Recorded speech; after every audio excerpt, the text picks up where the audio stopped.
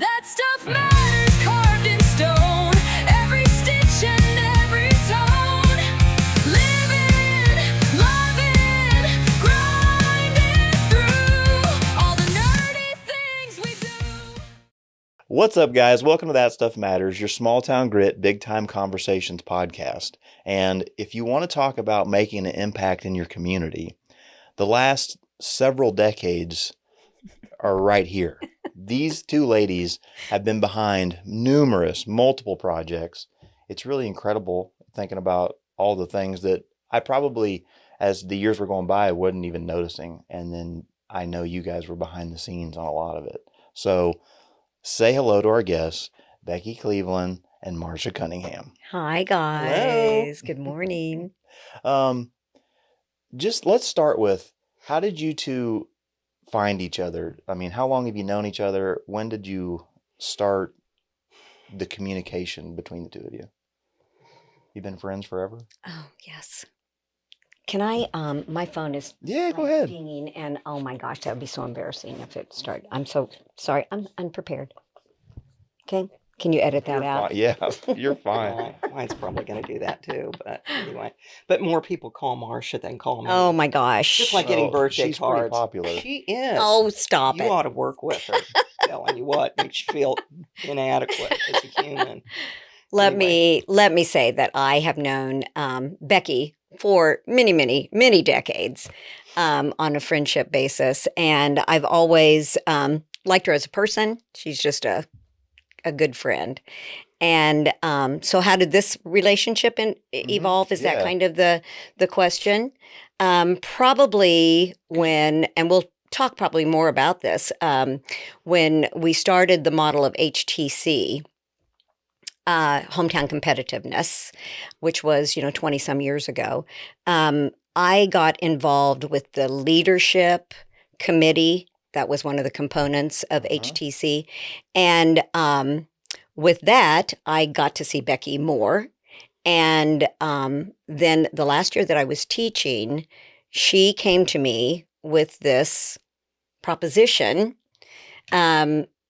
The partnership had gotten a grant from the University of Missouri Extension, quite a sizable grant. Lots of money. Yeah. I mean, we were so fortunate to get this entrepreneurial grant, Right. which gave us a lot more than just money. An opportunity to have a Vista volunteer. Okay. So I'm thinking, okay, Vista volunteer, our organization, I joke and say when we started, we had $5.25. So, or maybe it was $3.42. I think, yeah. It but with wasn't very inflation. much. And so, we were trying to do a lot with not very much. And so to get this grant was a huge opportunity for us. And then to have the opportunity to get a Vista volunteer. So the Vista program would pay for the person. Believe me, it wasn't very much. Believe me, ask Marcia. Believe me. It wasn't very wasn't. much. But she was getting ready to retire. And as she said, she had been involved in some of our hometown competitiveness work. And of course, Marcia's always been a volunteer. I mean, when she used to work downtown for Debbie Doherty, Uh-huh. in the building that our Right, partnership now right. occupies. They had a gift shop, Four Seasons, Debbie Doherty yeah, and yeah, I Janie remember. Hatfield. Yeah. And when the DeGraw Theater collapsed, I still cry about that. Mhm. It's so sad that happened. But, we kind of all came together, the people that worked downtown. And I had a business downtown too. I used to have a real estate business downtown, Brookfield Realty. And my mother had a business downtown, so was very invested in downtown.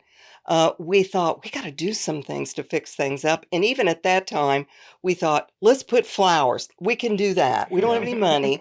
And Marcia, you were involved in Yeah. that. Yeah. Mhm. That was 25 years ago. Mhm. Well, I don't know. It would have been in 2004. So that's not 25 years, but it's a lot. Yeah.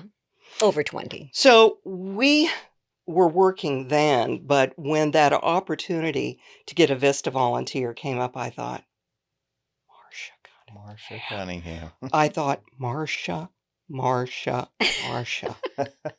So, I've never heard that before. I know. So, myself and Karen Dabson, who was a lovely person that worked for the University Extension at the time, came and met with Marcia and just planted that seed.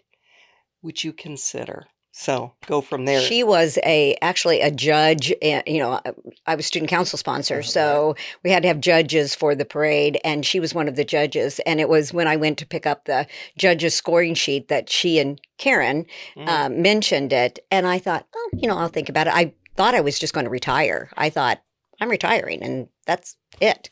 Mhm. And then they suggested that, and so I got to kind of think that over through the year. But by the end of May, when I retired, I knew that the paperwork had already been submitted, and I was going to be a Vista volunteer.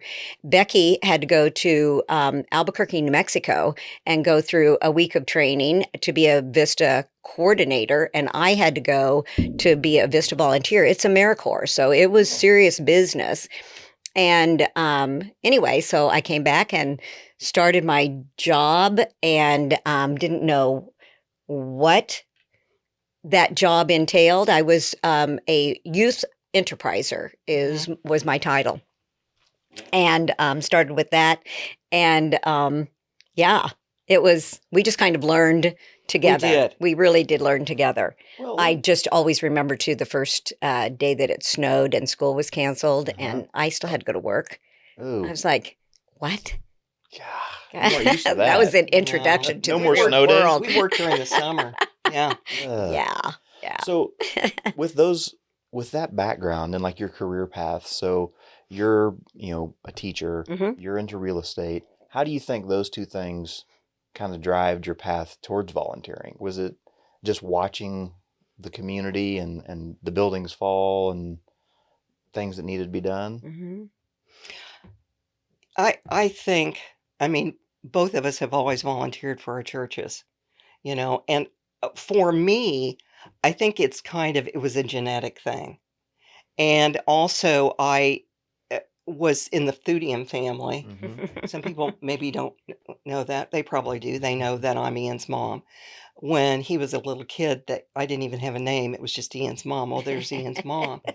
But the Thudiums were, Emily Thudium in particular, was very, very Oh my gosh. community oriented. Right. We loved And her. so our family, I mean, look at the Thudiums. There's Bill, there's Ian, there's Niall, I mean, Shane. Shane. Mhm. The family, it's just kind of a genetic thing, I Mhm. guess. And I wasn't related by blood, but I was in that family. And so I think you just did that. You gave back to your community, and realizing, and maybe through family, in my family of origin also, that, that's how things get done. Mhm. The world is run by those who show up. Mm. And for me, I always want to throw my 2 cents worth in. You probably don't know that. Marcia certainly doesn't know that. But to be able to really comment about what's going on, you got to be willing Mhm. to put your skin in the game. Mhm. So that's why I Mhm. Yeah. think. Mhm. So many people aren't willing. No, they know. Yeah. And maybe they don't know that that's how things are run. Like our organization, we only ever had 2 paid volunteers, and paid sometimes was not whatever, if there was any money left over. The organizations were run by volunteers, Mhm. people who had other jobs or were retired, but just felt that it was their calling to make a difference. Mhm. It's the volunteers who really drive things, Yeah. like Yeah. yourself. Yes. Nice. And my job in teaching, I was also student council sponsor, and I was Future Teachers of America sponsor. Nathan was one of my favorite students, by the way. I should throw that out there. Anyway, those organizations kind of lent themselves to community service. And so, particularly student council was called upon to come downtown and help clean up the streets, Yeah. pull weeds, paint park benches, paint. Gosh, we went under the underpass one time and painted, the inside of the underpass, and we just did a lot of community service things. And so I've always been interested in doing that. And Becky mentioned when I was working before I started. Before I retired, I worked with Debbie Doherty and Janie Hatfield, and Becky would drop by the business and talk about downtown stuff. And I always thought it was just fascinating. I always wanted to be a part of it. So yeah, Yeah, it just kind of came naturally. So we really started as volunteers. I mean, when I had a real Excuse me. estate business, I was volunteering. I was on the IDA board of directors at the time, and so that's where it started. Hmm. well, I think that's a lot of times how it works. Like you volunteer a little bit, and then the people that maybe have been involved more with the organization, they're like, oh, this person's a good volunteer, and all of a sudden you're taking on more and more uh, roles Hmm. in whatever organization that is, and Hmm. you become a full-time volunteer. Hmm. So um, that's the Thudiums. I mean, yeah, to this day, I mean, it's like they're at everything, and they Right. show up. And um, as with that tied in, is it cool for you to see like your daughter almost in your footsteps as far as the things she's doing at Oh my Heritage? gosh, I love it. Yes, I'm so proud of her. Today is her first day back at school, so shout out to Dr. Reagan Allegri at Heritage. And anyway, yes, I'm so very proud of her. Yeah, Yeah, she's it's you pretty can tell cool. in both families. Like last night, I think I worked until it was after 9, and I pull out on Main Street, and there's Ian, in the back watering the Right. flowers, and Hmm. it's just cool to see. Um, how many years would you say you've been a volunteer? So 20 plus? I mean, well, if you're talking about with the partnership, yeah, 20 plus, but you know, through sorority and through church and civic Hmm. organizations and things like that, there's been a lot of years And I was of a Girl yeah, Scout too. yeah, I mean, so you exactly. you just I don't know. It in some families that's just part of life. Hmm. That's a give back that you just do. Can and we talk like specifically about like the community aspect of what you're doing. Can you think back to like early challenges, like some of the first ones where you're like, "Oh man, we're never going to be able to achieve this or tackle this." Oh my gosh, yes. Because we had $3.45. And the Uh, community has high expectations, yeah. for what we do in community development or economic development. They do. They see the community they love. They see it deteriorating. They want it to be better, and they're going, "Why is this happening?" But sometimes there aren't enough resources put into making that happen. I Hmm. mean, you have to balance what you expect and the resources that you want to put into it. Hmm. Hmm. That's just how the world works. So, how do you stretch $3.54? Tough.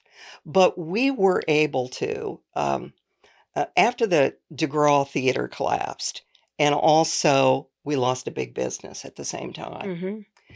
It was really sad around here, and this was 2004. It was sad.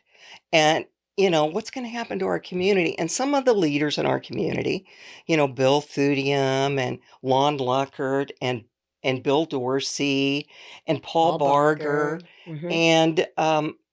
and Bob Green, Hmm. one From of the our bank, favorites MB. from Marceline, um, got together and with us and said, we got to do something different. Hmm. So that's when we took on the Hometown Competitiveness Initiative, Hmm. which focused not on what we didn't have, but what we did have. Okay, this is what we have here in our community. Let's try to focus on the strengths. Hmm. I mean, and that just makes sense. If you've got a kid and you don't focus on what they're not good at, you focus on what they can do Hmm. and Hmm. what they're good at. So let's look at our community and let's focus on the people and the youth Yeah. and entrepreneurship and leadership and all those things. And that's when we took that on. And we took it on with a passion. Hmm. I mean, with a passion. And from that, we're noticed by the university extension statewide, and we're awarded this money, and I'd like to say that we were good stewards with that money, in trying to be examples for other communities and for helping our community. And so that's when a lot of things took off. And then Marcia came on board for the year. And it was so great having her on board and more help in the office that our board said, we're going to find a way to pay her, ourselves instead of through AmeriCorps. And so she was hired. And so that kind of became the Laverne and Shirley team of Brookfield. For sure. So when that money was awarded, what was the first projects that you wanted to put those funds toward? Was that the Leadership Academy or how? Well, yes, it was kind of stipulated. These are the things that we'll do. We had already started the leadership, but that helped fund it. So we did some planning. And by that, I mean, like really, like weekend retreats, right. and inviting people from, every segment of the community to come together and just kind of a think tank, on where we were going. And some great ideas came from that. But yeah, like you said, it was the AmeriCorps Vista, it was the leadership, we were working on philanthropy. We had the philanthropy committee. I mean, there was just a lot of stuff going on. A lot of things happening, Yeah. a lot of volunteers, a lot of excitement. And, some things worked and some things didn't work. But from that, we decided we really needed an organization to really own that. And that's when we created, or those leaders that I just mentioned helped create the Brookfield Area Growth Partnership. And whether that was the right name or not, that's the name we came up with. And it because what we said is, in our community, the right hand needs to know what the left hand's doing. I mean, we could see it from our perspective that there was a lot going on, but people like to stay in their lanes and get that because it's easier.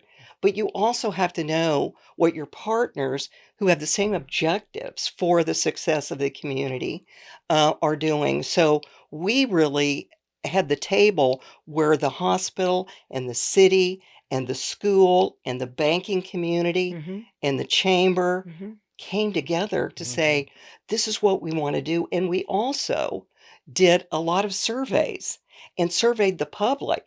What do you want? And, if you go from that collaborative perspective, it's got to succeed. Right. Now, it's hard. It's easier to stay in your own lane with your own people. It's hard when you try to bring a lot of people together, but necessary. Yeah. But necessary. What year was that formed, the BAGP? 2006. 2006. What year was the Leadership Academy formed?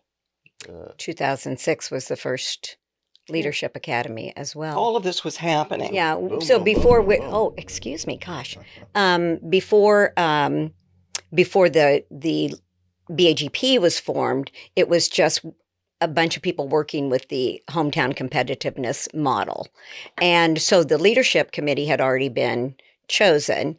And, like I said, I was student council sponsor. And so when we signed up for committees out in the community, I thought, well, that kind of lends itself to student council. So I started working with that. And Paul Barger and Bob Green were the co-chairpersons. And I volunteered to be secretary. I was just like all in. I was very excited about this model. It felt like something good was going to come out of it. So I got involved with the leadership. Then a couple of months down the road, Paul Barger shows up at my door at school, and he explains that, he's got a lot of stuff going on. He's afraid that he's not going to be able to give ample time to this leadership as a committee chairperson. So would Shane Thudium and I consider working with Bob Green to be the chairpersons? And oh my gosh, I always say that when your superintendent shows up at your door and asks you to do a favor for them, then your answer probably should be yes, right? Yeah, we Yeah. have to. Yeah. But it was great. And we started just digging through leadership programs, that other communities had used or world-renowned leadership programs. I mean, I worked with Shane, of course, and Bob. And I remember on the initial committee, it was like Larry McCurry and Dana Tarpening. We just dug through these leadership programs, but we wanted to come up with something that was uniquely Brookfield. Mhm. And we finally decided on it, did it the first year, had 12 good people involved in it. And I'm proud to say, thanks to the efforts of Beth Moore, and Shane, who still works with it, it's still going 20 Still years going. later. It's getting ready. The 20th class will be starting in the next month. Yeah, Yes. it's incredible. Yeah. I think I was class 3, so it's a long time running. Yes, it Oh, was. wow. Yeah. We were, we all were involved. Uh-huh. And, a lot of people go, well, I'm already a leader. I don't really need to do this. Mm-mm.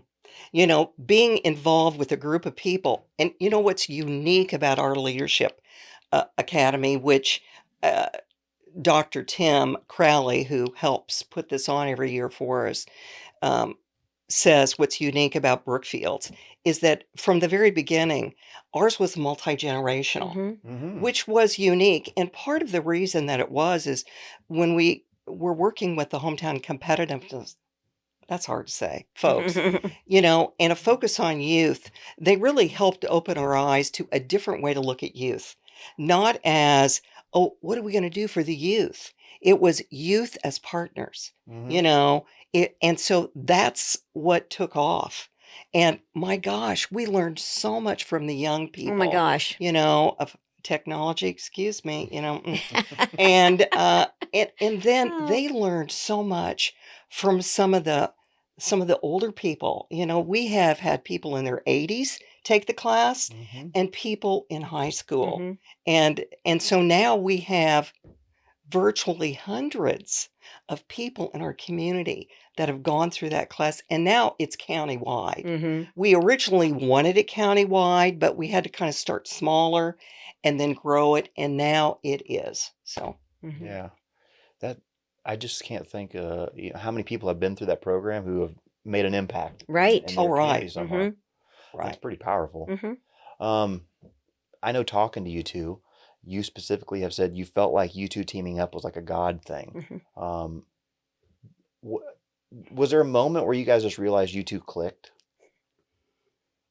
Was like there a project you worked on? You're like, oh, this is going to be my sidekick. Well, first of all, working with Marcia is fun.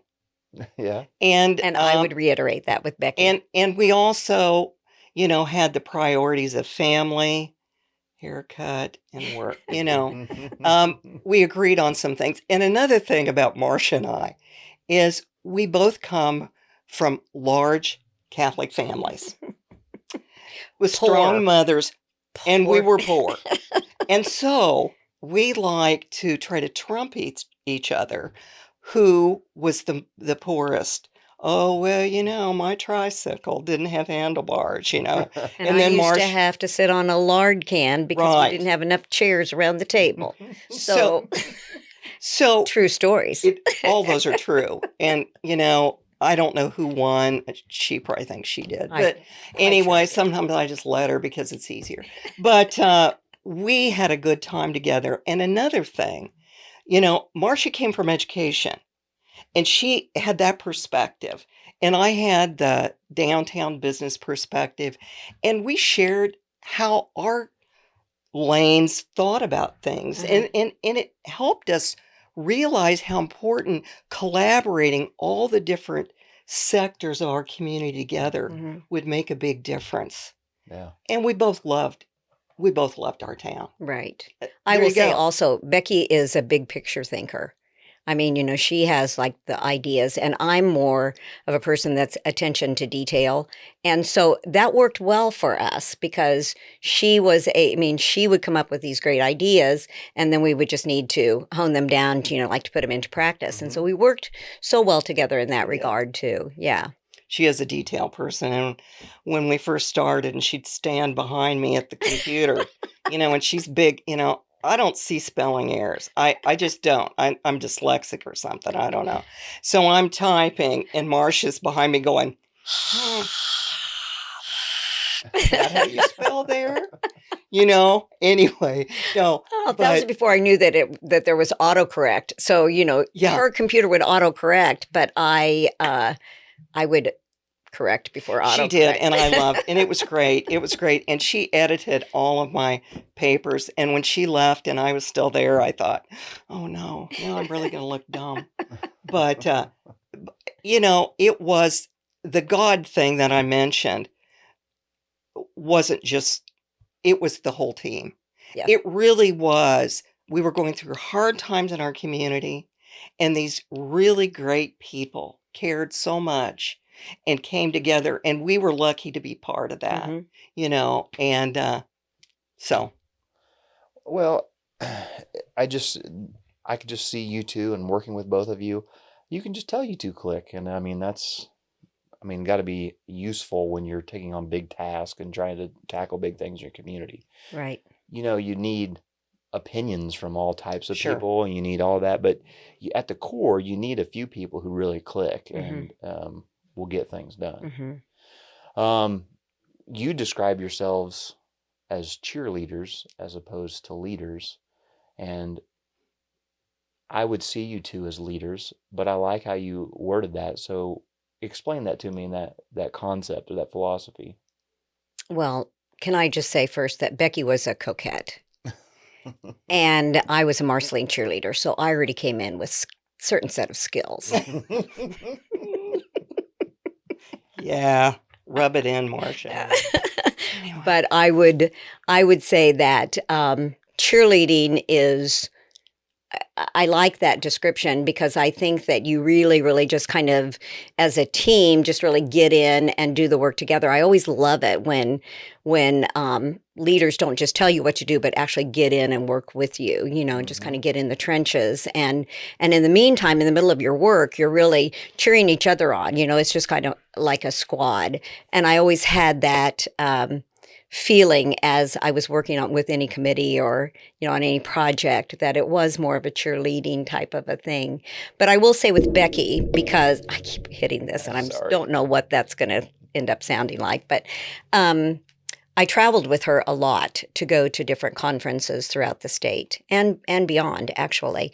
But I will tell you that she seriously is a cheerleader for Brookfield, a cheerleader for Lynn County, and for any rural area. She would shake the pom-poms to get the attention of anybody that would listen, just bringing attention to rural Missouri and getting things done in rural Missouri. So I watch her. I know that she was elected as president of the Missouri Economic Development Council, and that's a job that usually goes to somebody from a city. So very rarely are you going to find somebody, especially from Brookfield, Missouri, the size of Brookfield, Missouri. But she was never afraid to share her voice on things that mattered, and people knew her. So she was nominated for the presidency, and she got it, and she did a great job. I was just very happy to be to be able to witness that. I always thought that she's definitely a cheerleader. She may not be able to toe touch like I can. Yeah, like you can rub it in. I'm Yeah, talking she about almost has to bending end over it and with, touching my yeah, toes. but no. Now, but one thing I'd like to add about the cheerleading, one of the things that we talked about a lot in leadership was a servant leader. Years ago in our community, there was the leadership hierarchy. It was different. But in today's world, it's more of a servant leader. And so, it's not a person that's bossing people around. It's working together, as Mhm. Marcia said. So that was kind of how we tried to work. And Marcia could still fit in the cheerleading uniform. She'll tell you that in a few minutes. She hasn't yet, but she will. I brought it along. You probably did, except it was a Marceline one. But anyway, but we, that was important to be servant Yes. leaders. Yeah. Well, that just struck a chord with me when you said the cheerleader thing because in the gym here, like our slogan is "We're rooting for you," and I've always been a really big proponent for just cheering people on. And sometimes that's your best friend, sometimes that's someone you don't know, sometimes that's a rival town or your local competitor, because just the power to hear someone say they believe in you or they think you can achieve something, Big. it just like speaks it and puts it into existence, and then it is more likely to happen. So I think that's a really cool way that you approached your community service. Well, Marcia wrote the book on that. You know that. You were a student of hers. And she taught my children. And she wrote the book on cheering people on. So I got to learn from her. Yeah. And I'm a little bossy. You may have noticed that. I'm pushy. But, when you're cheerleading for your rural community, and in a state where you got St. Louis and Kansas City and Springfield, and you got to be loud and you got to be pushy to get noticed. So Well, that makes sense. The squeaky wheel gets the grease, is what I Sometimes. Exactly. Man, so of all those initiatives that we talked about, you've got the Leadership Academy. Well, let me ask you this: so you've got the BAGP, and then you've also got the Downtown Main Street Brookfield program. that group. Is that part of the BAGP, like a separate entity of it, or how does that work? Well, the Brookfield Area Growth Partnership is the 501c3. And so all the other things under it are initiatives of the Brookfield Area Growth Partnership. Some of them have, like for instance, even when we started, the stadium club or Quarterback. club, excuse me, that was under the Hometown Legacy Foundation, which was part of the Brookfield Area Growth Partnership. So the Brookfield Area Growth Partnership helped launch different important organizations for the community or initiatives.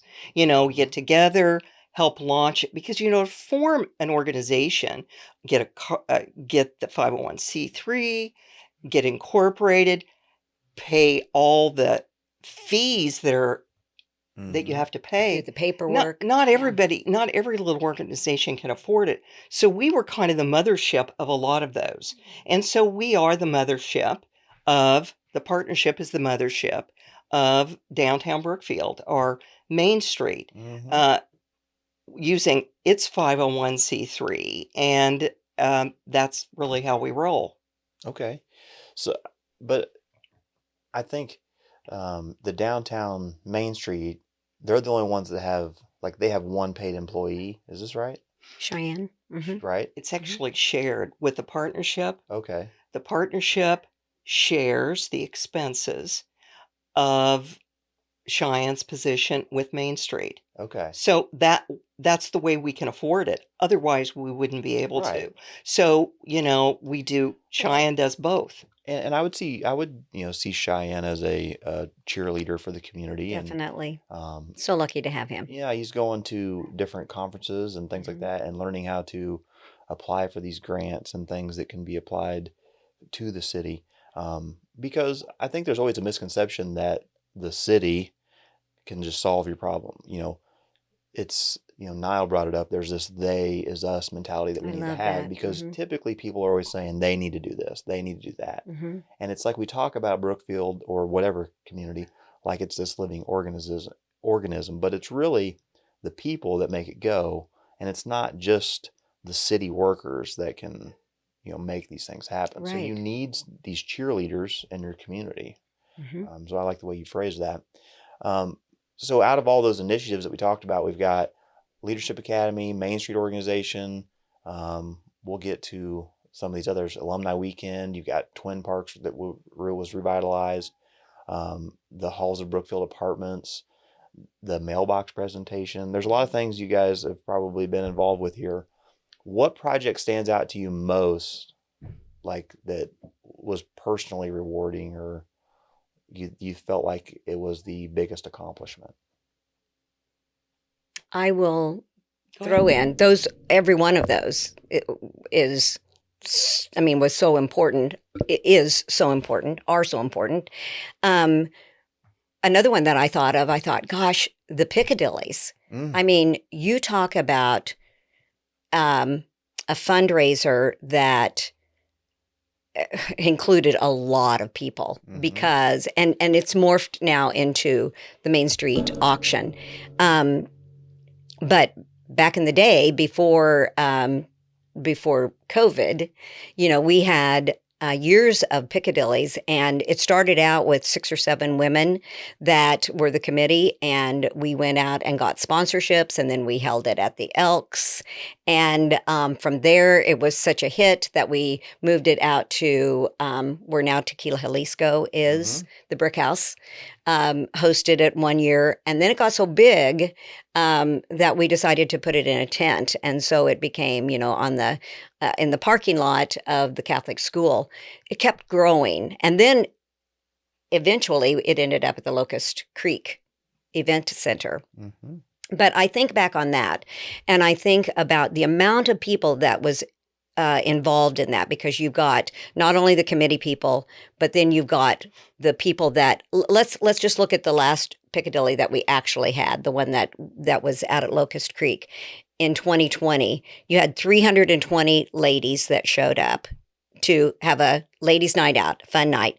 You had 40 men that volunteered to be servers, not servants, servers at the table. You had probably 20 members of the Knights of Columbus that ran the bar. You had the people from Pringers that were there doing the catering. There were just a lot of moving parts in that. You had the people that had donated to be table sponsors, $100 for each table. You had all of those people that donated the items. You had the people that worked. It was huge. And I think about those years kind of starting from nothing and figuring it out as you go along and growing it. And then ultimately that being what we used to be able to complete our West Twin Parks playground. I mean, that was fantastic. I think about that. I also think, even though it was part of the revitalization too of the Twin Parks, when we did the Walk of Heroes, that was another thing that, talk about an emotional experience, We right, loved Beck? that. Oh my goodness. It was so much work, so much love and honor that went into it, but so much paperwork too. But we would have people that would drop by to leave their paperwork to purchase their brick for their loved one or for themselves. And we would hear stories of their service to our country or their loss, or it was beautiful. It was beautiful. That was a wonderful thing. And for me, I agree with Marcia about so much of what she's saying. But in looking at the bigger picture of that, it was, to me, one of the biggest things is we were selected to be a dream community for the state of Missouri. And that's really what kind of started all of that. That was a downtown initiative, because our downtown was not good. And it was falling apart. Every time I drove by the Twin Parks and saw the curbs falling apart, and remember the statue, it had black all over it, and its gun was broken. And it was like, and we'd say, well, somebody would say, well, whose job is it to take care of that? Well, it didn't matter whose job it was. That statue was a symbol for years for our community. And it still is. And so when we were selected to be a dream community, we got a lot of resources put into putting a strategic plan together. Okay, revitalizing our downtown is a big thing. It's not just one and done. It's years of phased work to complete it and turn this ship around. And we decided the first thing we'll do is the Twin Parks. That's going to be our first step. Then we'll take that all the way down Main Street. That's what we decided. And so in starting that, the statue was Bill Thudium came in to the office one day. Lovely. Yeah. And he brought, this was an inspiration from the past. He brought in a copy of a newspaper article from 1912 from the Lynn County Argus. And it said, and it was the dedication of that statue. That's when it was dedicated. And I thought, that's a Civil War statue. I would have thought that would have been earlier, but it wasn't. It was celebrating 50 years after the Civil War in this community that had been torn apart by the Civil War. You know, folks on both sides, you know, and those surviving people were passing away. And it was time to have a tribute for that loss. And so the ladies, oftentimes ladies, get together, raised a bunch of money, and they had that statue put up. And the article said this: Brookfield now has a monument, which they can be well proud of. And in 100 years from now, unless removed by the hand of man, it will still be standing as complete and artistic as it is today. And it was like those people of 100 years ago reached out to us and said, it's going to be 100 years next year. It's so Not true. very It's complete amazing. and artistic. And that started it. And the Rotary Club and Bill, and then, you know, and then the ladies that it was like, to make that Twin Parks thing happen, started with that statue and the Walk of Heroes, which was Nancy Sequeiro's idea. Yes. Oh my gosh. And the dedication of those soldiers that had gone, and how proud that, and from there we were able to do that centerpiece of the Twin Parks. And then from then it was multiple, it was grants, it was fundraising, it was hundreds and hundreds of people involved to get that accomplished. And the day after that, playground was put up. And I remember driving by, and that park was so beautiful. And Don Walsworth and the Walsworth family made a wonderful donation, also for the other side. And there were all these children playing in that park. And if you recall, before we were able to put the new playground equipment in, the old playground equipment had that slide that would kill you. Remember that? Yeah. I mean, you go And the down there and burn merry-go-round. you and kill you. And that merry-go-round, it was there when I was a kid. And we won't talk about my age, but it's obvious I'm no spring chicken. And so, I mean, it was time. And that playground was full of children. Oh, we couldn't get over it. We were just going, Day after day, we would watch that. we worked Just for these- years. We complained. We sweat. Was it worth it? Oh my goodness, was it worth it? It was fantastic. And, you know,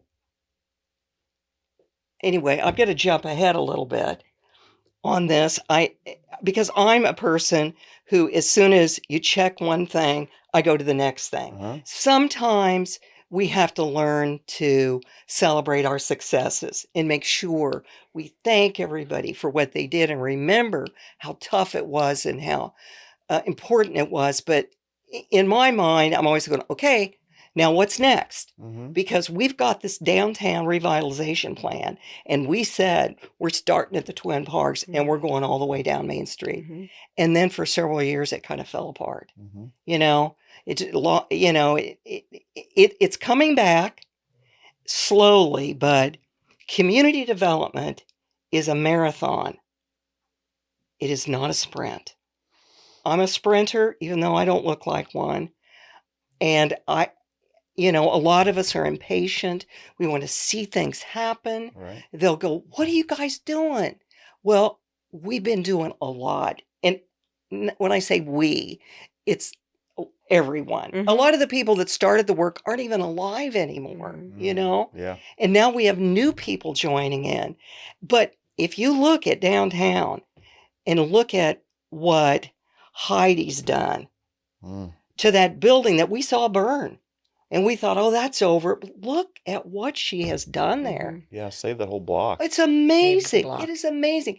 And just drive downtown today and look at what Cup of Joy's doing right now. That's incredible. That It's building. incredible. Every time What- I drive, they go, I wonder what that lady is staring at every time she drives by. It's because I'm going, yes. Well, I remember you would drive by before they did that, and you could see through to the Oh my back of the gosh. building Sure. had collapsed, and you could see through. And I'm thinking, man, what do you do with that? Right. You can't just really, fix that back wall. Is it going to be a parking lot? What is it going to be? And for them to rebuild that and make it match the building, and Oh then my it's goodness. amazing inside. Yeah.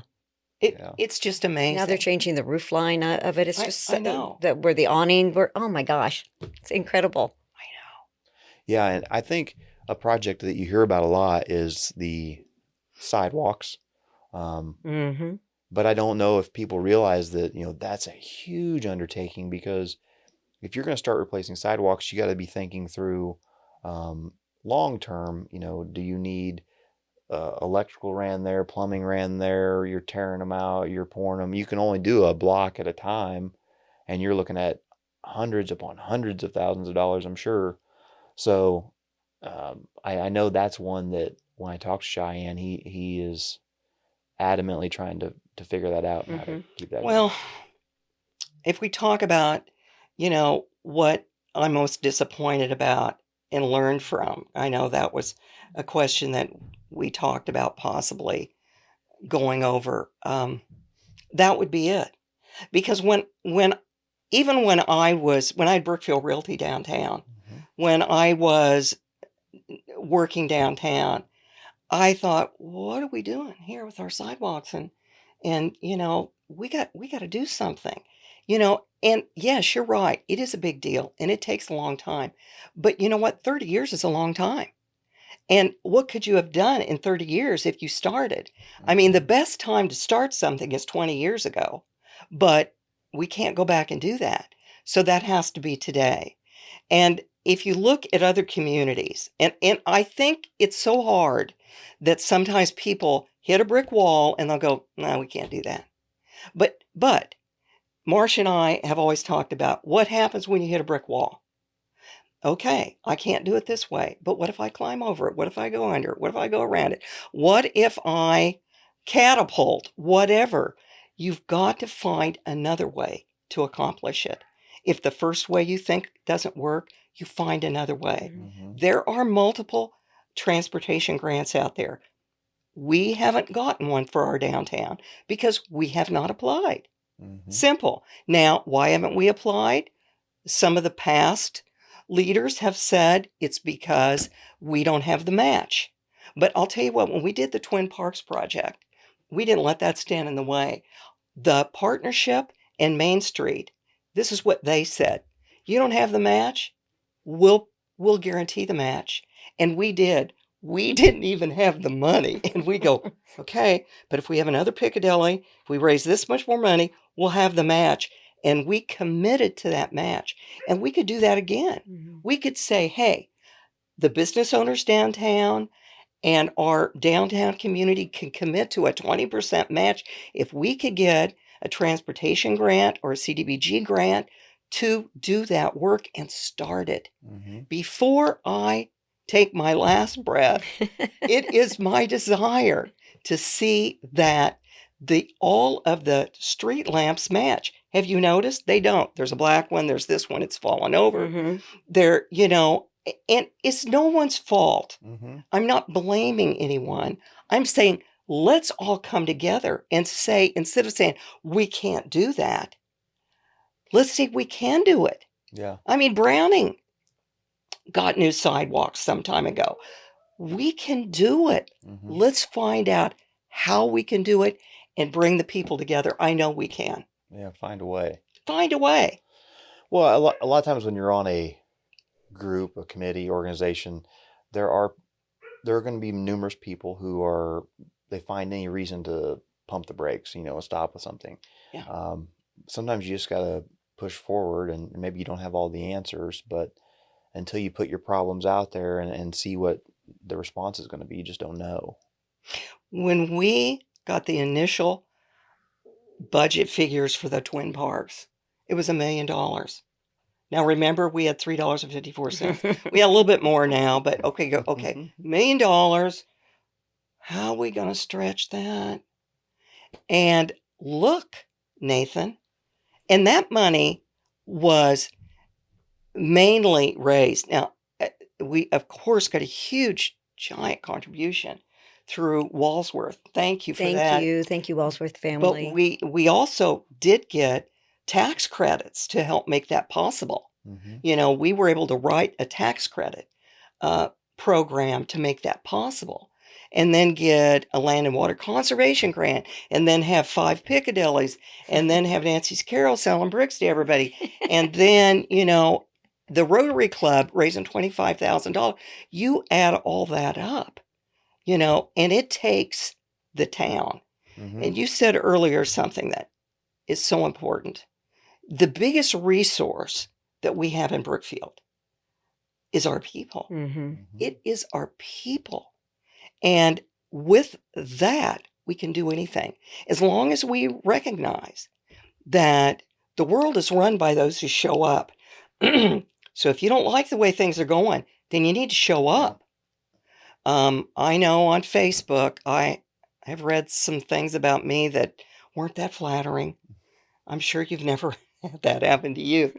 And I know one time we had one of the most successful economic development days in Brookfield history, when we had a couple of expansions in the industrial park, and we had the governor come and speak. It was And awesome. it was like, and we had to help work with the governor's staff to get all the things lined up. And it was crazy, crazy busy.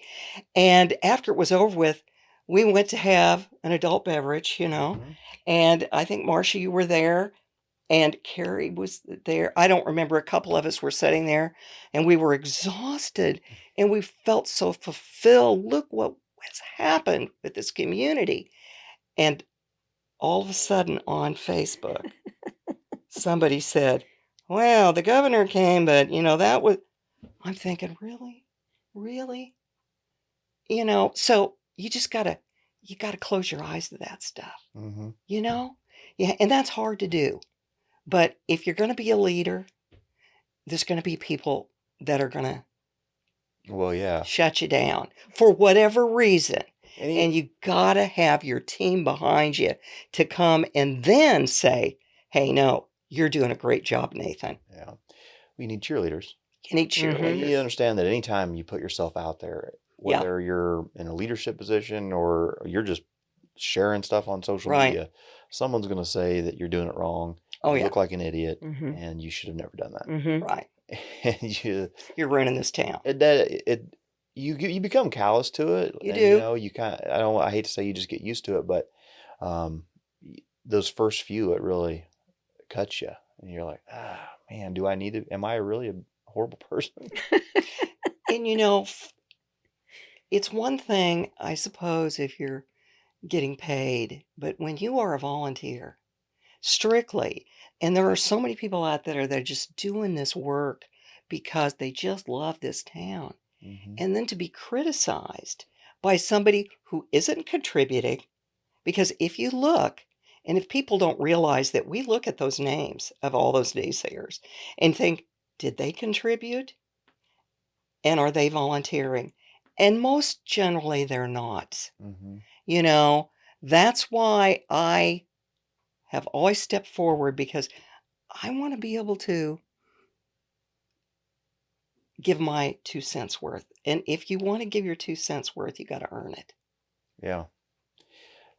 Very true. Like if you want to have an opinion, you got to earn it. People are going to listen if you're actually helping. And then when you start helping, then all of a sudden you're going, whoa, I didn't know how much she did, and I didn't know Marcia was the queen of thank you.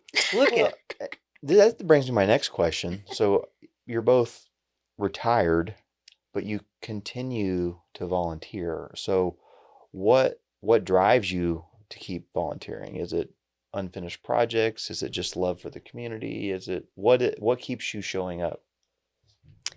I continue to be involved with the design committee. Donna Hewlett is the chairperson of the design committee, and we work with things like the managing the facade grants, and also when you see the blue flags out, on different occasions that BHS is involved in, or alumni weekend or whatever, or painting the rails at the underpass, or painting the crosswalks. Right now we're getting ready to already starting plans for Christmas, which is going to be held over the weekend of December 5th and 6th. And so we're working with the Parks and Rec as far as the parade is concerned, and for our activities on Saturday the 6th.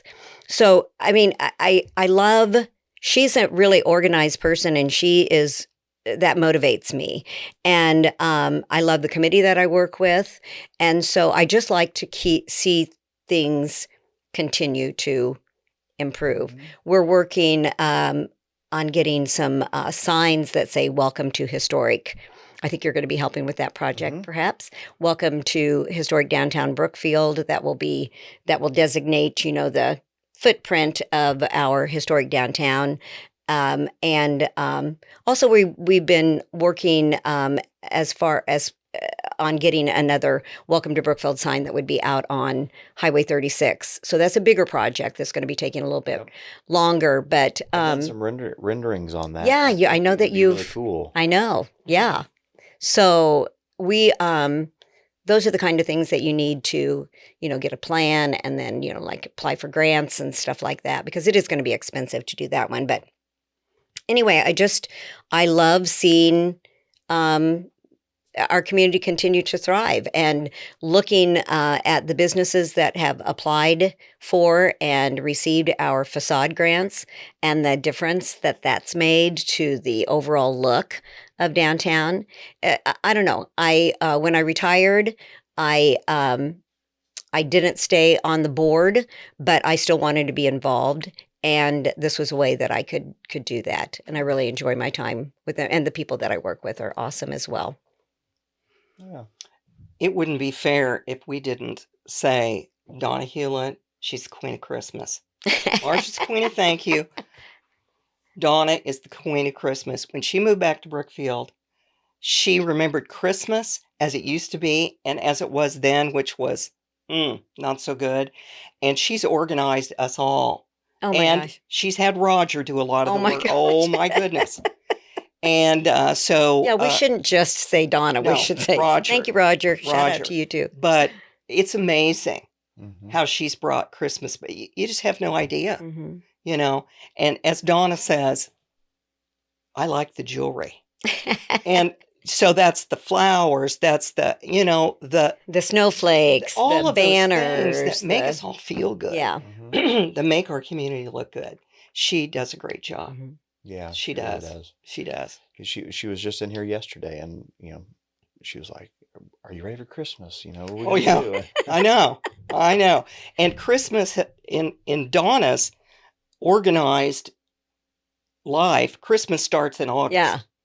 And that's why it's so good, because she's got it organized and Yeah. it starts in August. Yeah. But anyway. But my wife's like that, because here we are in dog days of summer or whatever, and it's been ungodly hot, and I came home one day because I DJ on the weekend, so I'm gone all day Saturday. I come home and they're all asleep, and I walk in, and she's just already got everything decked out in fall. She's ready. It's football season. It smelled like fall, scented candles, and it did change the way you feel. Mhm. So Mhm. it's the same thing in your community when you drive down the street and there's lights and there's bright colors and there's people. You feel happier. Right. When we wanted to revitalize downtown, and until we get some big grants and can do some big obvious things, the discussion was, well, what can we do?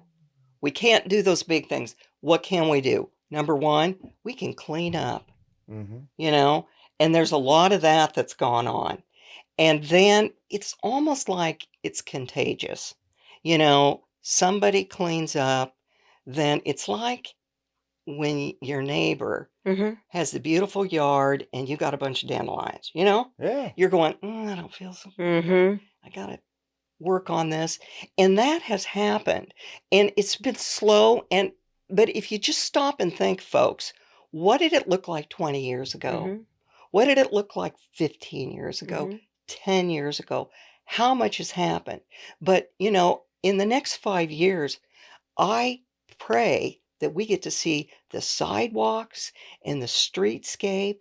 And how better of a way for us to thank these wonderful businesses that are investing hundreds of thousands of dollars Mhm. in downtown than to make sure that we have good infrastructure for them. Mm-hmm. Not just that.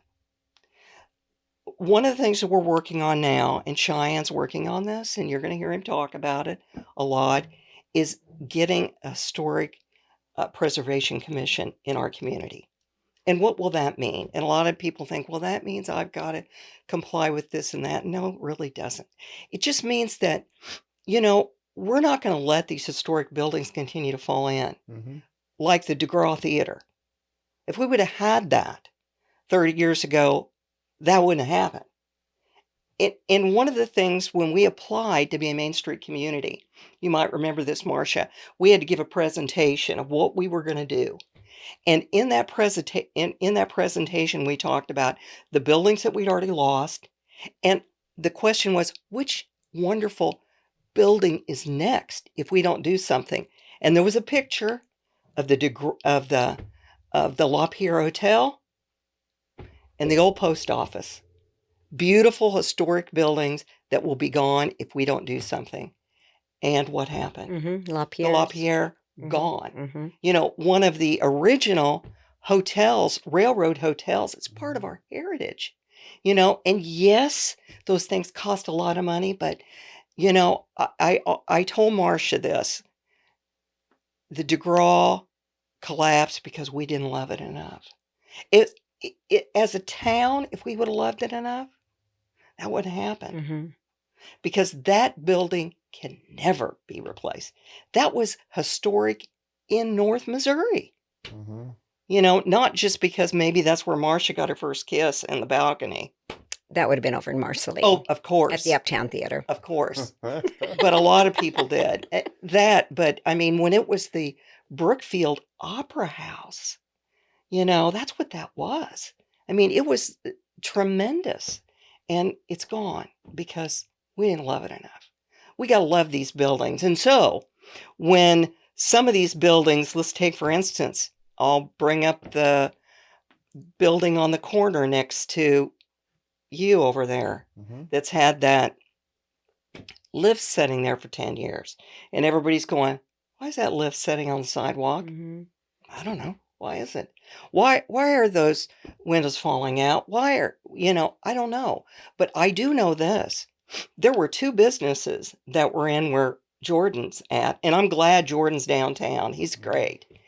But there was two other businesses in there, and they moved because that building was leaking on them. We can't wait until a building has collapsed to circle the wagons and say, let's do something. We've got to put some rules in place that prevent that from happening. I mean, we've got one on South Main right now, Mm-hmm. Mm-hmm. and it's affecting the business next to it. We got to help those businesses. We've gone around and talked to a lot of the businesses and asked them what they really think would be something that would help them. And I thought they'd all go, oh, new sidewalks and streetscape and lights. And that's not what they said. Now, they want that. Don't get me wrong. But what they said is we want to make sure that the building next to us doesn't fall down and affect our business, Mhm. because it would. Mm-hmm. When the DeGraw Theater fell in, the dentist office had to move. Remember when Tom Pitts was there? Mhm. Mhm. To move. We have to protect our businesses, you know, Yeah. and that's one of the things this Historic Preservation Commission, you know, and Cheyenne said, you better talk about that, Becky, or I'm going to. And so I am. I was very lucky to work on when Heidi did the Vine. She put some old Oh, photos from the town on the walls. And I'll be honest, when I was working on that and trying to arrange those, I saw so many photos of Brookfield that I didn't even know existed. Like the buildings were, they were immaculate. They were Mhm. beautiful. And Mhm. like you said, you couldn't even afford to rebuild oh, buildings like never. the way they Exactly. looked. I don't understand how those were even here, but beautiful buildings. Mhm. So I think some sort of preservation makes a lot of sense to um, help us get avenues to take care of some of these buildings. And having the Historic Preservation Commission then opens the doors for some investors, like someone who wants to invest in a downtown building and has some money, you know, to get tax credits, to be able to defer, um, or not defer, but help do the rehabilitation. Mm-hmm. And a lot of people will say to us, well, why can't we get those? Well, we don't have an historic preservation district set up. So we cannot, our building owners cannot get those monies. So, not that everyone is going to have to comply with those things if you don't want to be involved, but if you do want to be involved, you know, if you want to buy a building and you want to invest in it, that you can get tax credits for making that investment, and that makes our downtown better. Right. And I want to bring up something that I think people don't know or they don't understand. So we have the Downtown Main Street organization, Mhm. Mhm. and that's part of a larger organization, which really that organization sets the constraints for what we consider our downtown. So, every business in town matters, but that downtown Main Street has to focus on from this part of Main Street to this part of Main Mhm. Street. Is It's a that correct? historic downtown area. It's Mhm. historic Main Street is historic preservation. It really is. So, our partnership, on the other hand, uh, takes in the whole Right. community. Mhm. You know, so um, e- everything matters. Yes. But the problem has been with Main Street years ago. Like there is a wonderful picture of the. This was before we even had a Chamber of Commerce. The Oh. Commerce Club of Brookfield was a bunch of men in suits standing in front of the old post office. And back then, you know, there was a lot going on Main Street. There was more population, number Mm-hmm. one, Mm-hmm. and people didn't have the luxury of driving to Kansas City or whatever. They had to get on the train. And so most people did all their shopping and got all of everything they needed right here in Brookfield. So there was a lot more local ownership. And those people, the Commerce Club of Brookfield, and there's a picture that says the men who put the okay in Brookfield. You know, there weren't any women, and We always laughed that they were inside cooking they for were the cooking. men. They were doing the cooking, yes, but that was the early. What you might say Chamber of Commerce, and Mm-hmm. then we had the Chamber of Commerce for years, still do, thankfully, doing their wonderful work. Uh, but then but the community, all the business was in the historical downtown, and it's not anymore. It's changed, you know, and that's the way that culture has changed things. So, who is in charge of historic downtown? You know, a lot of people go, well, that's the city. No, they're really not. They're not in charge of the businesses. Now, yes, they're responsible for the infrastructure, Mm-hmm. but not the businesses. And, you know, for a lot of years, um, you know, we took the medians out. There used to be beautiful medians in South Maine, you know, beautiful medians with trees and everything. And then we decided back in the 80s, hey, you know what we should do? The best thing about a main street is to get from one end of it to the other as fast as we can. And so all of those were torn out. And what does that cause? Well, nobody lingers. They just drive through. Main Street was just a drive through. We want it to be a destination, Mhm. a place where people come, you know, and enjoy as it used to be. And it can be again. I mean, look what Heidi is doing there on her corner Mhm. and unwind and shop. And I don't want to miss anybody. Rebecca Doral, one of the first, Mhm. when she started, Mm-hmm. you know, her online sales. And I thought, whoa. And look what she's done with that Mm-hmm. building Right. and the investment that she's made in that. Unbelievable. Mhm. There's a change going on. And part of that change, people love the culture of a rural community. They do. Look at Chillicothe. Mhm. Marceline's doing a Mm-hmm. fantastic job. At the last Main Street meeting that we were fortunate enough to go to in St. Charles, which has got the was fantastic downtown.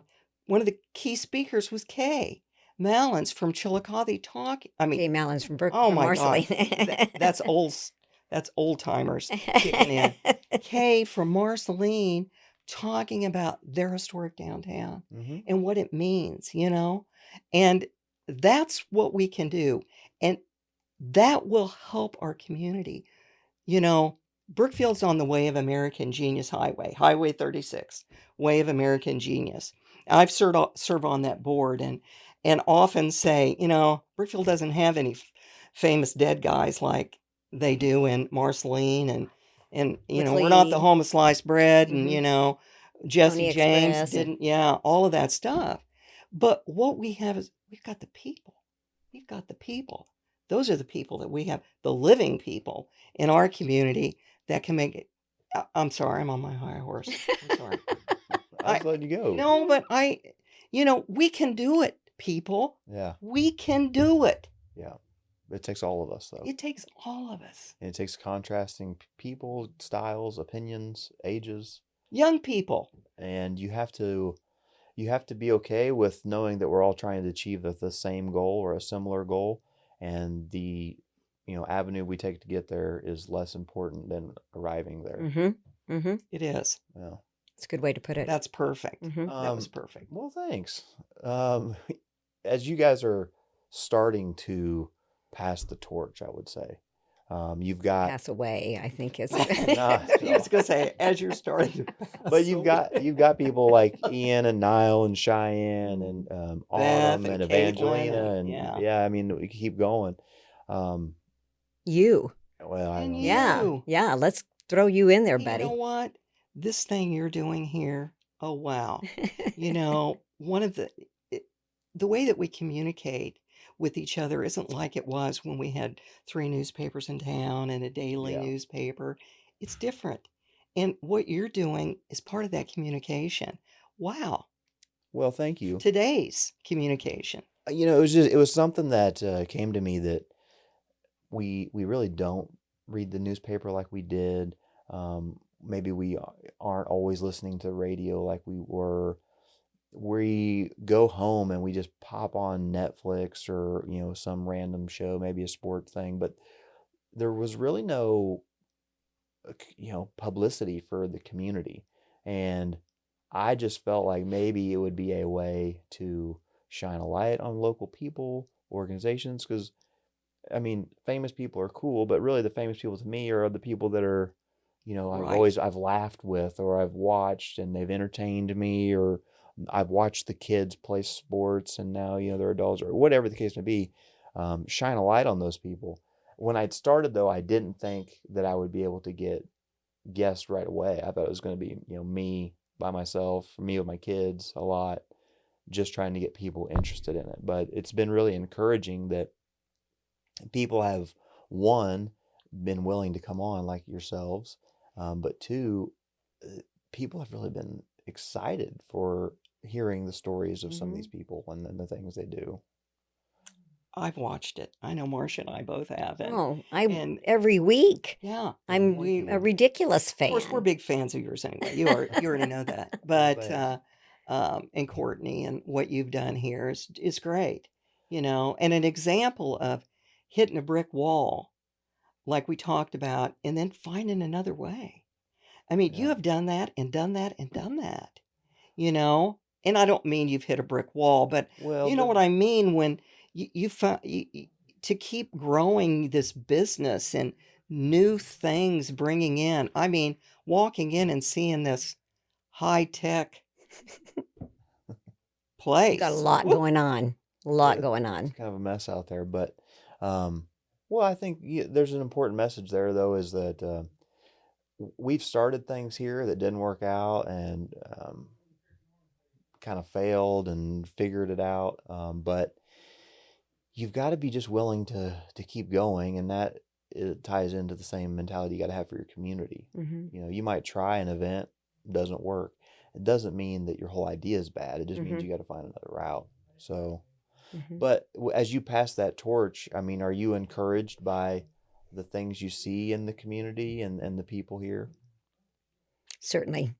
We're talking to one of them. Yes. Yeah. Yeah. I mean, just as we were talking about with you, you this just does so much to promote our community, our area. I mean, not just exclusively to Brookfield, but to our area, and it's been thrilling to just watch it evolve and how your studio has changed. And Yeah. with every episode, the quality of guests remain the same. They're all high, and well, maybe until today, but. Well,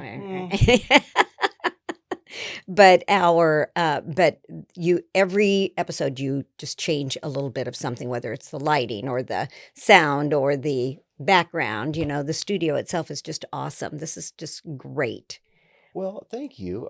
It's because I honestly had no idea what I was doing when I started. So I think every week I learn something new, and I'm like, I'm going to try this. I'm going to move this here. I'm going to make the guest set this way. And, my wife has been really supportive, and she's probably worked on this space more than I have, and she's never told me no. So hopefully people keep coming on. I hope it's been fun. I enjoy it. the guests, back to what Marcia said, what fits in so well with the collaborative community model, I mean, that we kind of adhere to with the partnership. I mean, it's not just the city, it's the hospital, it's the, business community, and it's the school all working together. Uh, your guests represent those Hmm. things.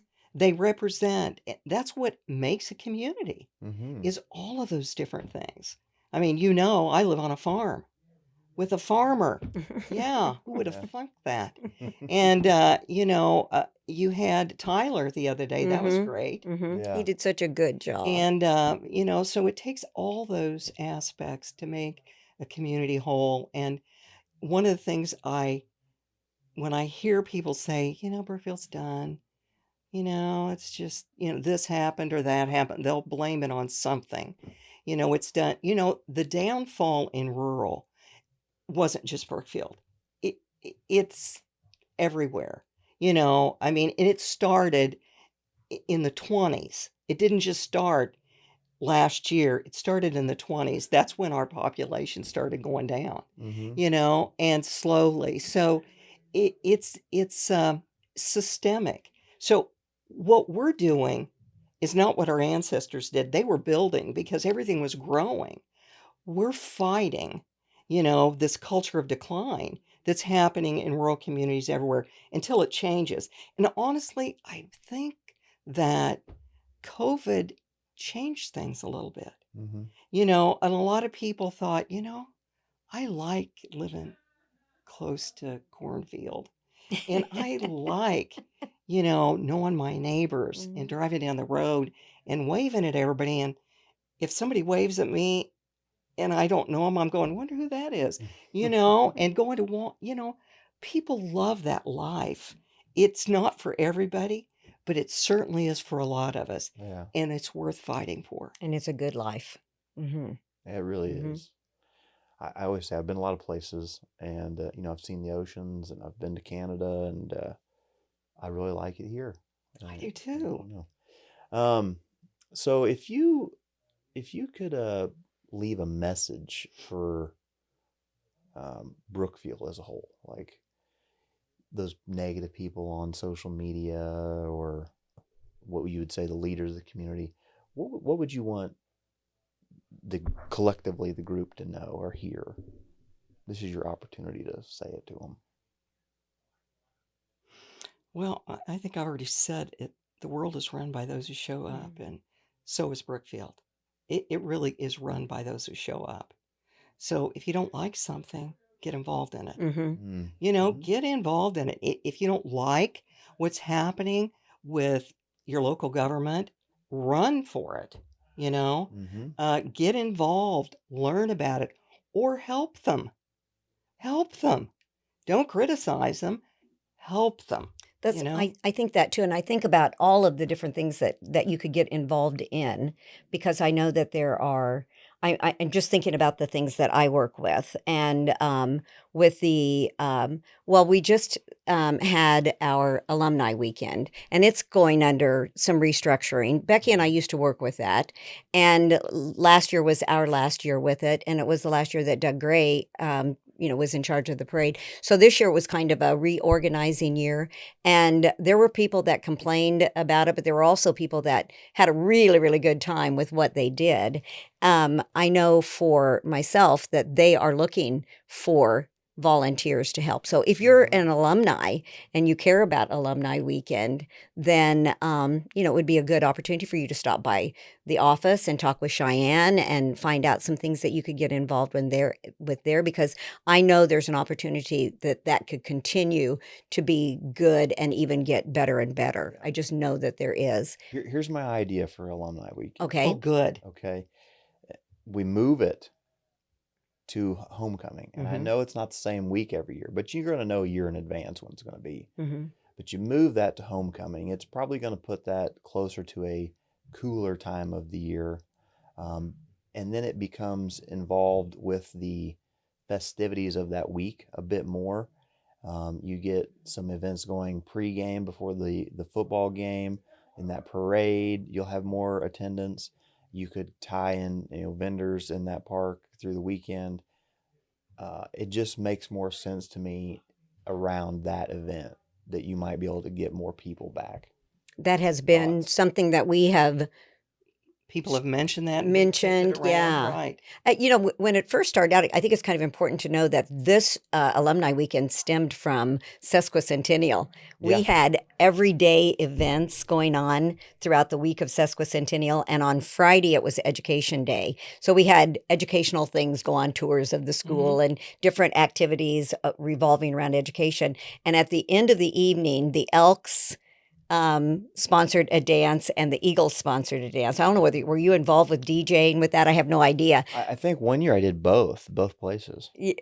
That the Eagles and the Elks? Yeah. Could have been, that might have been it. But there were, I remember that when we started, when you guys started that event, the sesquicentennial, we didn't even realize that like the crowds and the It was party and unbelievable. there were people pouring out the doors of the Elks and the Eagles. Right. It was Oh, just my goodness. unprecedented, the attendance and the excitement, the fun that people had. And it was after that we had people going, why don't we do this every year? So we kind of just modeled it around, kind of keeping it during the summer like we had with that. And also we did think about it, if you involve it with homecoming weekend, then your Friday night in the park wouldn't work because there would be homecoming game. Now, not that we couldn't move that to Saturday night, but back then, originally we had like softball games going on Saturday. Golf tournaments were also on Friday. We had a banquet on Saturday Golf night. tournament. And Yeah, people love that. yeah. So you have, I'm just throwing out ideas. I know no one cares, but you got the football game on Friday night. Saturday, you come back with the alumni golf tournament, and then you could do like either a softball slow pitch or a 3-on-3 for alumni on that. You could have those events tied in with the vendors in the park, and then you could finish with a party in the park on Saturday night. I don't even know, maybe that ties into was there in there a banquet still? No. Mm-mm. So when do people get elected into, and I'm just going off the rail here. Hall of Fame. Yeah, the Hall of Fame. Well, Is that around that? that was originally at the banquet that they were initiated into the Hall of Fame. But after a couple of years, the attendance got less and less, and so the banquet kind of went by the wayside. Now we still have the Hall of Fame, but it's incorporated with like the mailbox presentation on the day The of the school. mailbox presentation. They have it out at the school. Okay. So yeah. No, but it needs to be, it's worth having. Some people never realized, why would we give mailboxes to seniors? What does that have to do with community development? Why would we focus on alumni? Well, I'll tell you why. Because those people already love this town. If you're trying to attract new business into this town, you better start with people that already love it, Yeah. not with people that live in Timbuktu that have no idea, because there's thousands of Brookfields in the United States. Right. And so how do you do it? Well, you stay in touch with those people. There's no question that the people that went to school at Brookfield have always have a connection to BHS, and you know Mhm. that. But they didn't always have a connection to the town. They did to the school, but not the town. So we wanted to make the young people connected to the town. Mhm. This is your town. How do you think we have this school? We're connected. This is all the same. And so one of the reasons we did the mailbox, back to Bill Thudium, he said, we can't let another kid graduate from high school and not invite them to come back. I mean, if you want somebody to vote for you, you got to ask them. Mhm. If you want something from someone, you want them to volunteer, you got to ask them. Well, if you want young people to come back, and some won't, of course not. If you're going to be a brain surgeon, you're not moving to Brookfield. But a lot of kids, let's take Audra Wilburn. Mhm. And when she graduated in 2007, that was the first year that we did the mailbox project. She was a salutatorian that year. I will not forget this. After we gave the mailboxes to those kids and talked to them about being a part of this community and the future of this community is you and all of this, she dropped by our office. Mhm. She came in and thanked us and said, you know what? Nobody else said, hey, we want you to come back. It was like Because all we listen to is if you want to you're make leaving. something of yourself, you Yeah. need to get out of here, And she Mhm. says, nobody's ever really said, why don't you think about coming back here? And look at her. Now She she's a came back business here owner and and she's a she's made a difference. pharmacist and For yeah, Yes. sure. yeah. I mean, I will say that I've had the opportunity to speak to different groups and different people over the years, but I've done the mailbox presentation Mhm. twice, and it was just really rewarding because I do feel like when you grow up here, you feel a bit as though if you really want to do something major, you can't do it here. So, Right. Mhm. and I mean, like you said, maybe you're not going to be a brain surgeon here, but you could take any idea and run with it um, here or anywhere. Mhm. Now you can Mhm. Yeah. because we're connected. I mean, with the internet, before then, we had roads and now we have connection Yeah. through that. Yeah. Superhighways. Instant access to anyone. Instant access, exactly. And thank God we've got young people that understand technology. Marcia and I, oh my gosh, as You're good. Come on, give oh yourself a no, but I'm sweat as technology. Nathan knows that's not true. He's worked with me enough. He's going, oh my gosh, look, No. she's trying to make this graphic and it looks terrible. But anyway, um, we tried to keep up, you know, Mm-hmm. and when we started Mondays on Main, I mean, that's just people just trying something because that was during COVID. And how are we gonna highlight our businesses? Well, we're gonna go take our phones and we're gonna ask Mick Overton if we ask can come Mick to the Overton. Helm We'll start at Street. the Helm Street and we'll go there and we'll talk about that. And we did that and everybody loved it. And we're going, that is strange. But that was a lot of work. I think about how much work you have to put into this because Yes. I had to learn how to edit. Are you kidding me? Yeah, truly, I would go with her and we would have a good time, just interviewing the businesses. But then she would have to go home, and on her phone, she would put this whole video together, and it was excruciatingly difficult at the time. You got better and better, of course, but Well, but it still was. It's And all work. and it's a a lot of work. lot. Yeah. People don't realize how much Mhm. work it is Mhm. to make it interesting, and to cut out when our phones rang, and when somebody had the piece of spinach in their teeth and all that stuff That was that you you. take care of. Well, I don't think people realize too, like with this. So, like this morning, Your I prep. got here at 5:30, and I was getting work going, things, machine set up, sending files, getting stuff ready, adjusting, all that kind of stuff, checking emails, that kind of thing.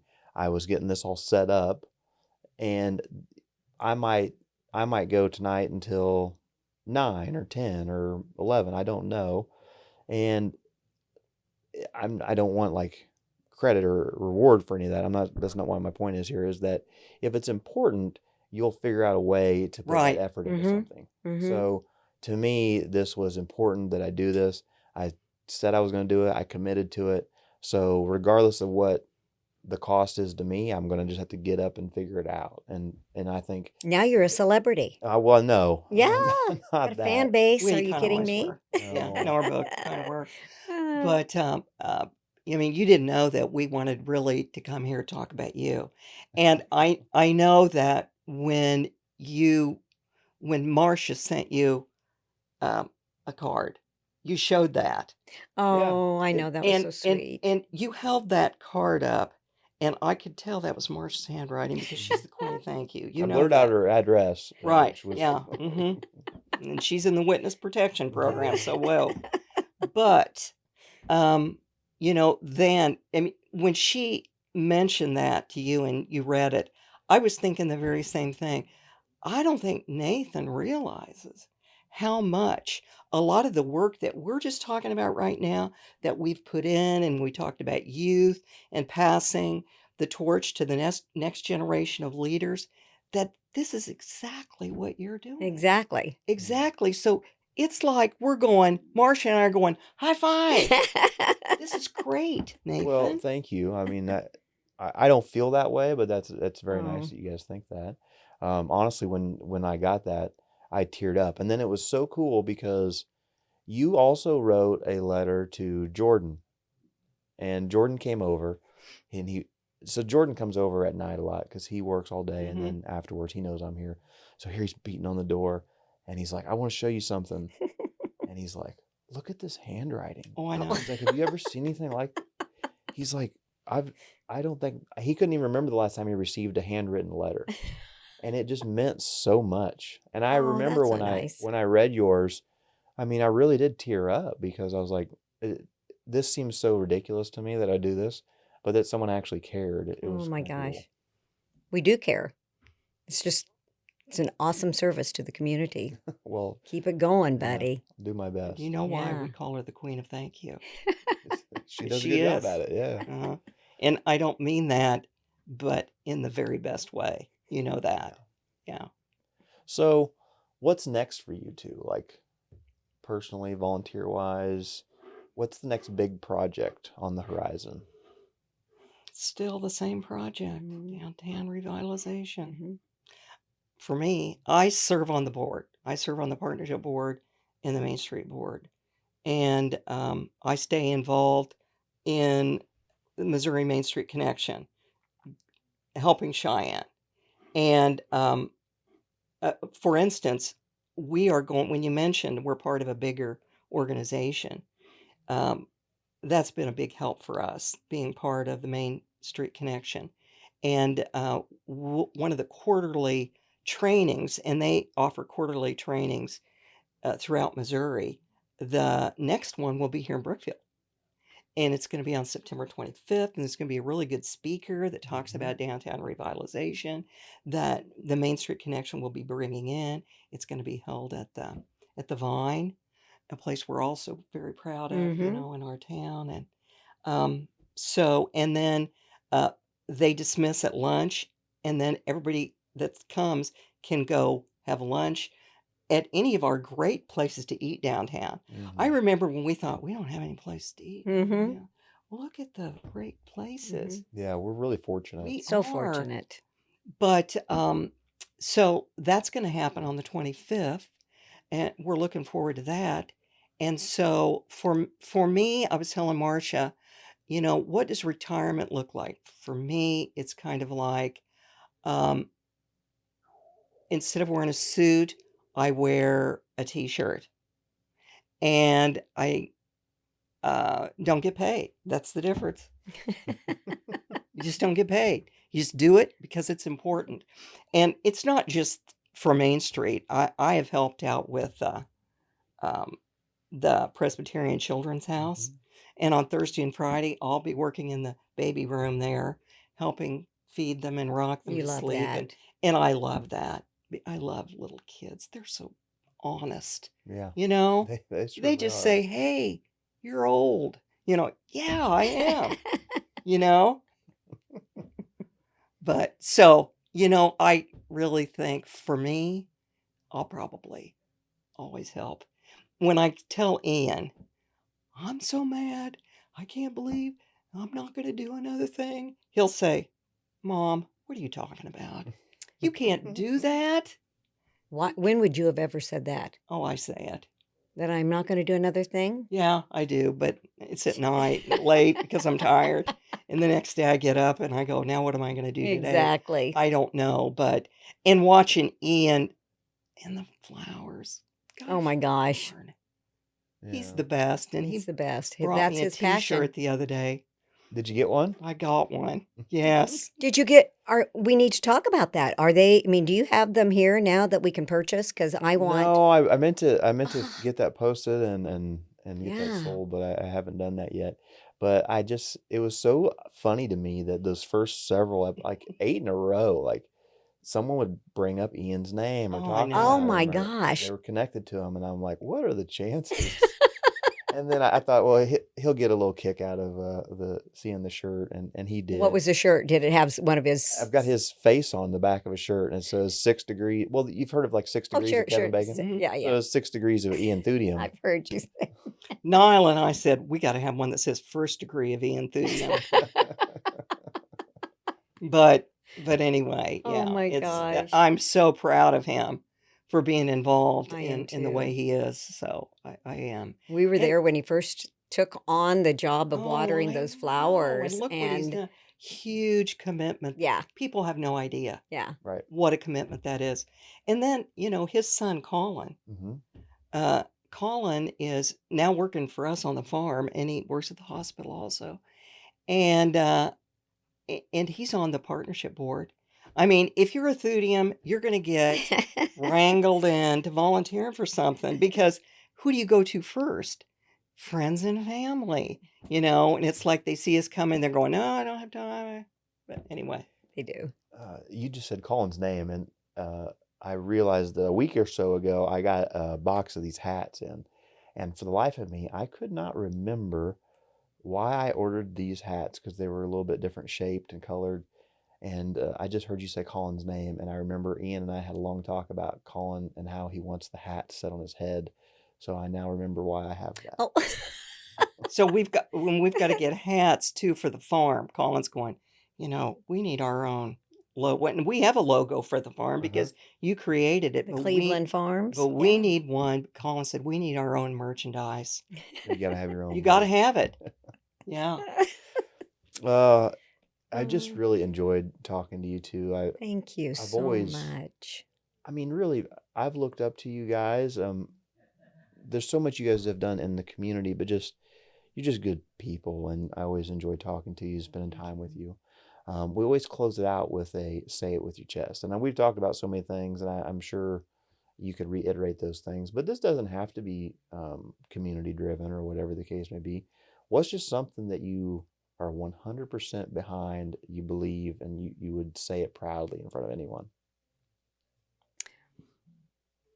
I would say proudly, thank you to you for this format.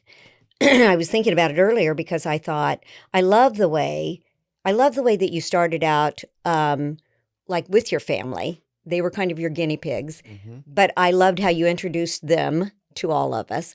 I love how you consistently give credit to your wife, Courtney, because she is an awesome she's the person. best. But you continually do that. And then you, as I mentioned, are always working on making this just a little bit better. You've had tremendous guests. We've learned so much from it, and I just want to say thank you for that. And Thank you. while we have an opportunity to say thank you, I also thought I think that part of maybe success in volunteering or something that you've done or whatever has a lot to do with somebody seeing potential in you, because I certainly didn't see myself working with community betterment organization when I retired from teaching, but obviously the board and Becky saw some potential. And I remember saying yes and starting with the partnership and not knowing where this was going to be going. And we just kind of, I think that the reason that we also clicked was because neither one of us really had a clear picture of what it was going to be. We just knew, like long range goals, and we just worked together to figure it out. I also want to say, thank you to my husband, because I miss him so much. But I remember He was the best. Yeah. Pole decorator. Becky Oh, used my- to. Becky used to. We used to laugh because he'd be coming in with the mailboxes, slinging them in there, or here I am That- with the weed eater because Marcia said I had to go back out back and weed eat the weeds, or bringing in tables, or leadership bringing in food or whatever. And he would always be grumbling and saying, I don't know, just because you volunteer for this stuff doesn't mean I. You can hear Matt Cunningham say Yes, this, can't you? do. No. But he did it, and I miss my partner in crime. But I'm so appreciative of the fact that he just, okay, I thought you were going to retire, but I guess you can do this. And I think that along the way, Becky refers to me as the queen of thank yous, but I really do feel like gratitude is so important. I mean, that feeling of gratitude whenever you look at your community and the things that have happened, or the people that are working so passionately to make things happen. I think letting them know that you're grateful and you see what they're doing is just so important. I know that we have read on Facebook or whatever, that, oh, that's just the elite doing that. And I'm like, okay, well, the elite have been uptown painting the crosswalks, in 95-degree temperature, me They're and all Mr. over Hart out there. 70. Oh my gosh. So I think it's so funny when that phrase is thrown out. But in the end, I think that just seeing, taking into account what people have done and that they're trying their best, and just be grateful and let them know that. Just Yeah. let them know that you appreciate the things that they're doing. So anyway, I certainly appreciated my time working with you. And as my student, Nathan, you were always one of my favorites. So, Thank you. She says that to all of them. well, No, she doesn't. I'm kidding. But if she does, it's because she means it. well, and he was a classmate of I Reagan's, know. so they just kind of all grew up together. Trey and Nathan played football My together Spanish and all name that was stuff. Chong. Sounds real Spanishy, doesn't it? What the heck? I was a big Cheech and Chong fan when I was in high school. Of course. You're an entrepreneur. Of course your name would be Oh my John. gosh. Yeah. Oh my goodness. So I want you to know that I did start college with the intent to be that Spanish teacher, and that didn't work out. But the little bit of Spanish I have learned, I have been able to use it several times in life, and I've helped people order sandwiches at Subway. I've had people in here at the gym from like the local restaurants that wanted to train, but I could speak just enough. And there were years we watched World Cup soccer together, and we would listen to Spanish music. And I mean, I've had a lot of good times just because I knew a little bit. So That's thank awesome. you. Thanks for saying that. Well, this always happens. we're kind of the good cop and the bad cop, Marcia and I, but I'm not going to go south on this. And I'm not going to, I mean, there's things that upset me that need to be done in our community, but I'm not even going to go there because we can all see them. You Mhm. know, bringing up the obvious, there's no sense in doing that. Everybody does that. You know, it's what we can do about it. So I'm going to kind of tag on to what Marcia said about family. Um, because I think our relationships with our families are why we are involved anyway. Mhm. I mean, you, Marcia, and Matt was the best decorator, Christmas decorator without a smile that I've ever seen. And anyway, all of our families have loved Brookfield. And Marcia will tell you this, you know, we have a lot of fundraisers because, you know, we start at $3.50, you know that. And so how do we get money? Well, we raise money. And so who do we go to first? Our family. And my family, you know, my extended family, my brothers and sisters, my mom, Marcia's brothers and sisters, you know, our kids, when we retired, they're going, good, because this is breaking us. You know, they want us to donate all this. And then what happens the next year? We're still involved. And we're We're still calling out going, inviting hey, them you to be know, a part my of brother it. Doug, who I want to tell you something. My brother Doug, who went to school here in Brookfield, lives in Lee Summit, has donated $1,000 a year to the Brookfield Area Growth Partnership Wow. for 5 years. He made that commitment. Mm-hmm. And my sister Cindy, she donates her Chiefs tickets. She, you know, and Jane and all of them, and my mom, you know, and so they're going, Becky, would you retire? Please do that. But when you So retire, it doesn't stop. I it always say, doesn't but stop. you never retire from loving your No, community. you can't. So Yeah. You can't it's an retire. honor, Trey and Reagan. And Yeah, remember if we call you again next time, just saying, I'll have Marcia write you a thank you. But anyway, so what I would like to say in ending is what I've said before. The world is run by those who show up. So show up. Mhm. Show up. Yeah. That's a I trait. could say or shut up, but I won't say that. Show up. Yeah. That's just a trait that is so it's so simple, It yet is. so hard. People eh, life, I think just the way we live now, we've always got some pressing priority that outweighs something else. And if you find a way to just consistently show up, um, like you said, if we would have started that 20, 30 years ago, where would we be We'd be now? done. Mhm. It'd Mhm. be over, yeah. And yes, it takes a long time, Mhm. and it still will, but we got to start. Yeah. But thinking about showing up, I remember Cheyenne Graff, who is Oh, now our director, showed up when we were painting the rails up on the underpass. And he said, "Can I help?" And we were like, "Well, sure." yeah. So we gave him a paintbrush and he started painting. And then at Christmas time, when we were decorating the oval with Christmas decorations, he showed up there. And it was just kind of like through that. I mean, he showed up, and now look where he is, you And know. he spent a whole day trimming the weeds at Yes, Dollar General. Yeah, yes, yes. he did that. He just, for nothing, he Yeah, did that. Yeah. because So, it just needed to be done. So, you know, we'll talk forever, so you'll have to cut yeah, us off. okay. And you know, I'm not a good closer. I'm a terrible closer. I always tell Marcia that. I need to close. You know, there's time that you just close it. You know, the mic drop moment. Uh-huh. No, I don't have those. I just keep going. So you're going to have to do that. Well, yeah, and I always will. I just, I've really enjoyed today's conversation.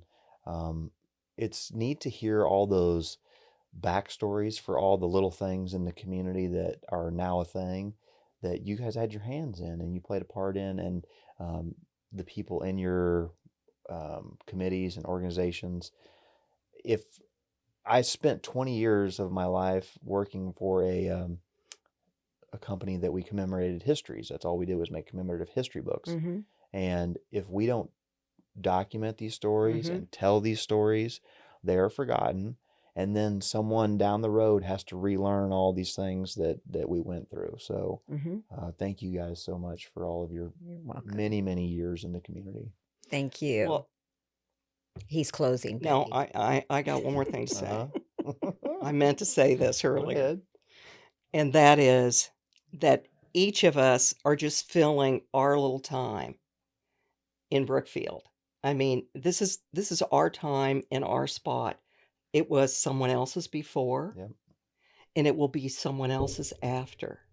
You know, and when you know the history, you know all those stories, like you're saying. So we're just filling a little bit of time here in Brookfield's history, and let's just try to make it the best. Yep. Leave it better than we found it. Exactly. Absolutely. Well, thank you guys so much for coming on today. That's going to be it for us. If you'd like to be a part of the Growth Partnership or the downtown, they're not turning anyone away, and we're always looking for volunteers. Just feel free to reach out. Their office is right on Main Street. Thank you guys so much. Thanks, Thank you, Nathan. Thanks, guys.